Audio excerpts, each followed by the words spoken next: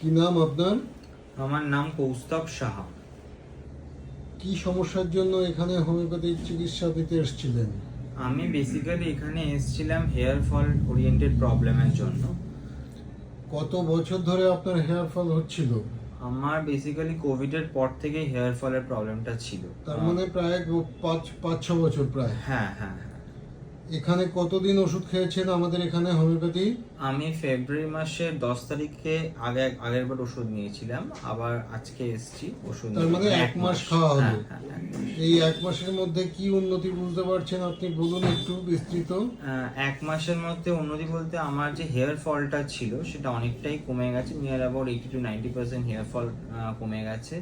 আগে যে dandruff oriented প্রবলেমটা ছিল, যার জন্য আমার হেয়ার ফলটা বেশি হতো, সেটা অনেকটাই কমে গেছে।